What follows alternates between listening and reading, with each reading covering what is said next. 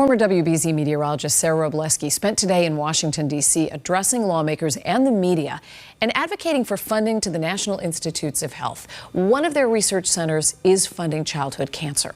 And tonight, Sarah will be in the audience when President Trump addresses a joint session of Congress. She is the guest of Congresswoman Katherine Clark. Sarah's son Declan has been battling stage 4 brain cancer, and as WBZ's Brianna Pitts explains, his treatment would not have been possible without NIH funding that is now in jeopardy due to cuts at the White House.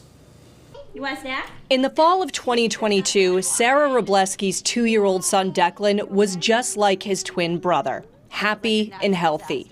Less than a year later, he was fighting for his life. You're gonna give him all the kissing? Diagnosed with a rare form of brain cancer, he now uses a feeding tube and relies on a walker for stability. Declan has a less than 5% chance of survival. That's what we were told.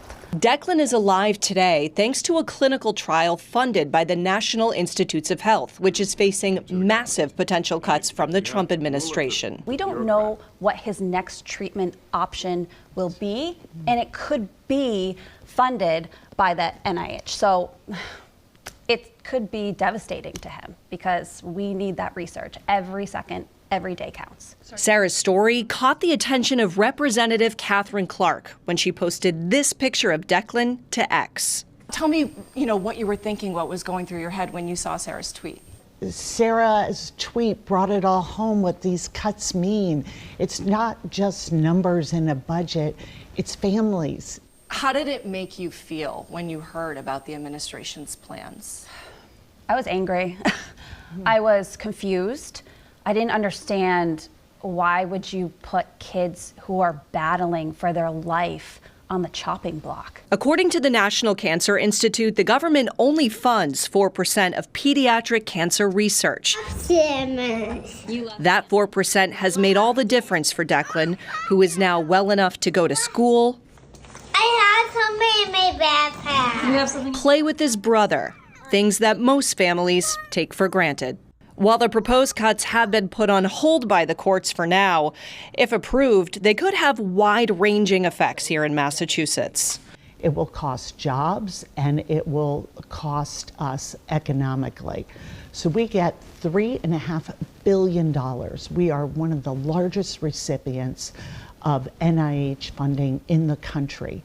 Sarah's going to be making the trip to D.C. with you. We're going to do some press conferences, we're going to tell her story, and then she's going to come with me to hear the president's address to Congress. Representative Clark hopes Sarah and Declan's story will send a message to the Trump administration that cutting these funds will have devastating consequences for kids fighting life-threatening illnesses. And everyone here wants to know how Declan is doing, and are there any updates that you can share? There's no evidence of disease right now. The treatment is working. I have chills. He still has mobility issues. He has cognitive delays. He is still that funny, curious little kid. He's just a little bit different than he was before, but we're hopeful. And he's a little fighter, and we just need everyone to fight with us. We reached out to the White House for comment. In a statement, they said the Trump administration is committed to slashing waste, fraud, and abuse. The spokesperson also said, contrary to the hysteria, redirecting billions of allocated NIH spending away from opaque administrative expenses means there will be more money and resources available for legitimate scientific research, not less. In the studio, Brianna Pitts, WBZ News.